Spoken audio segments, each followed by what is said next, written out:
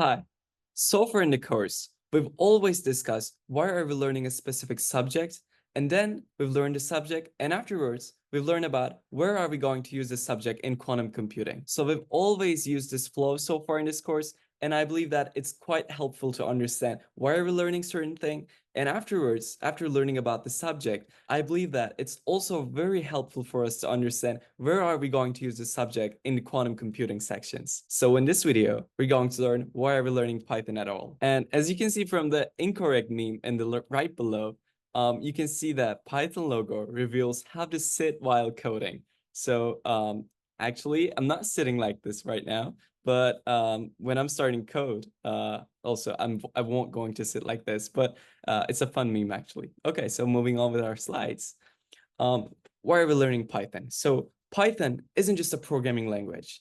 It's a gateway to unlocking creativity and innovation, empowering you to bring your ideas to life with its simplicity and versatility. Also, from building websites and mobile apps to analyzing data and powering artificial intelligence, AI.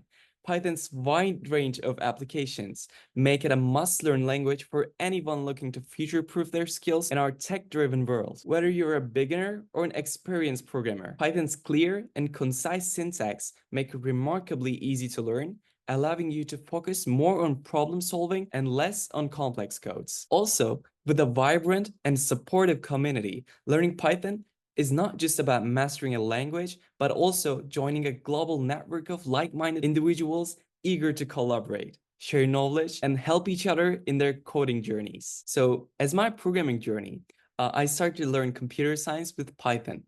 Because Python is relatively more simple and easy to understand comparing to other programming languages like C++, Java, Swift, it's actually making it more easy to learn, and it's creating a more vibrant and engaging community. So whenever I had a problem in my code, I always had a ready to help community, and that actually boosts my enthusiasm for computer science and learning about quantum computing in the first place very much. So going on the right side, why are we learning Python at all?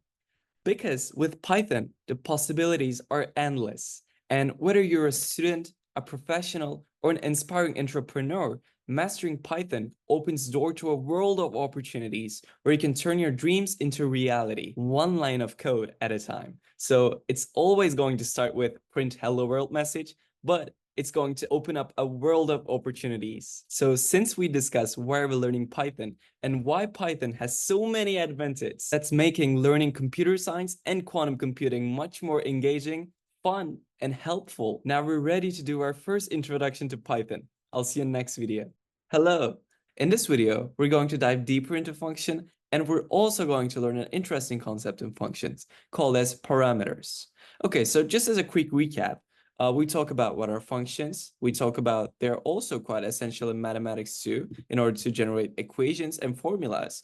For example, in this equation, we had the 2x plus 3 in the fx function. And whenever we write a number instead of x here, we can also change the x instead of that number in the equation too. And this way, we can get outputs. And in Python, we can also define functions with the def keyword.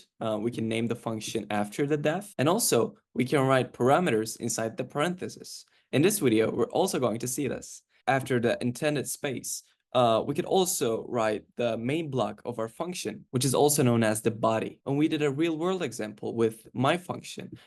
We set the variable x into 4. We set the variable y into the input of enter number, and we convert it into a float. And afterwards, we stored the x times y in results. And afterwards, we printed out the result. And we called our function in order to run it in our console. In this video, we can also develop this function using the parameters. So as you can see from the body of the function, we're getting the variable y with the input from the user. Okay, everything is fine on that. But this is kind of making our code more hard to read and giving more lines actually. So in this case, we can just delete this line. Okay, and we can write just one letter inside the parentheses called as parameters. Okay, so in this case, we just added a parameter and it's called as y. So we again set the variable x to 4 and we set the result in x times y. And we also printed out the same thing. So in this case, instead of just getting an input, writing it, storing it, converting it, and doing all the mathematical calculations, we're just going to write y inside the parenthesis, and we're going to write the number that we want for y inside the parenthesis when we're calling the function. So let's just write 3 here. Okay, so let's just run the function.